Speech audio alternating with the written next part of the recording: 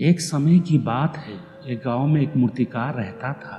मूर्तिकला के प्रति अत्यधिक प्रेम के कारण उसने अपना संपूर्ण जीवन मूर्तिकला को समर्पित कर दिया था। परिणामत वो इतना पारंगत हो गया था कि उसकी बनाई हर मूर्ति जीवंत प्रतीत होती थी। उसकी बनाई मूर्ति को देखने वाला उसकी कला की भूरी भूरी प्रशंसा करता था। उसकी कला के चर्चे उसके गांव में ही नहीं बल्कि दूर दूर नगर के गांवों में होने लगे थे। ऐसी स्थिति में जैसे सामान्यता होता है वैसे ही मूर्तिकार के साथ भी हुआ। उसके भीतर अहंकार की भावना जागृत हो गई। वह स्वयं को सर्वश्रेष्ठ मूर्तिकार मानने लगा। उम्र बढ़ने के साथ जब उसका अंत समय निकट आने लगा तो वह मृत्यु से बचने की युक्ति सोचने लगा। वह किसी भी तरह स्वयं को यमदूत की दृष्टि से बचाना चाहता था ताकि वह उसके प्राण न हर सके। अंततः उससे एक युक्ति सूझ गई।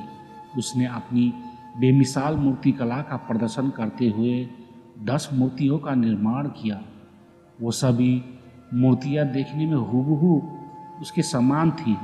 निर्मित होने के पश्चात सभी मूर्तियां इतनी जीवंत प्रतीत होने लगी कि मूर्तियां और मूर्तिकार में कोई अंतर ही ना रहा। मूर्तिकार उन मूर्तियों के मध्य जाके बैठ गया। युक्तिनुसार यमदूत का उसे उन मूर्तियों के मध्य पहचान पाना असंभव था। उसकी युक्ति कारगर भी सिद्ध हुई। जब यमदूत उसके प्राण हरने आए तो 11 एक सरी की मूर्ति को देखकर चकित रह गया।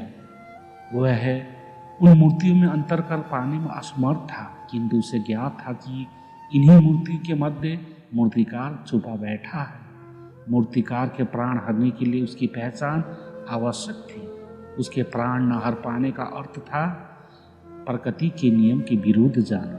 प्रकृति के नियम के अनुसार मूर्तिकार का अंत समय आ चुका था।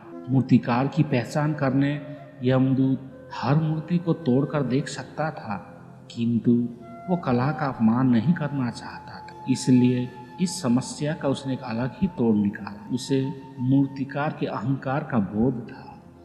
अंततः उसके अहंकार पर चोट करते हुए वो बोला, वास्तव में सब मूर्ति कलात्मकता और सौंदर्य का अद्भुत संगम है, किंतु मूर्तिकार एक त्रुटि कर बैठा। यदि वो मेरे सम्मुख होता तो मैं उसे उस त्रुटि से अवगत करा पाता। अपनी मूर्ति में त्रुटि की बात सुनकर अहंकारी मूर्तिकार का अहंकार जाग उठा। उससे रहा नहीं गया और झट से अपने स्थान से उठ बैठा और यमदूत से बोला, त्रुटि? असंभव। मेरी बनाई मूर्तियां सर्वदा त्रुटिहीन होती है। यमदूत की युक्ति काम आ चुकी थी। उसने मूर्तिकार को पकड़ लिया और बोला, बेजान मूर्तियां बोला नहीं करती और तुम बोल पड़े। यही तुम्हारी त्रुटि है कि अपने अहंकार पर तुम्हारा कोई बस नहीं। यमदूत मूर्तिकार के प्राण हर यमलोक वापिस चला गया।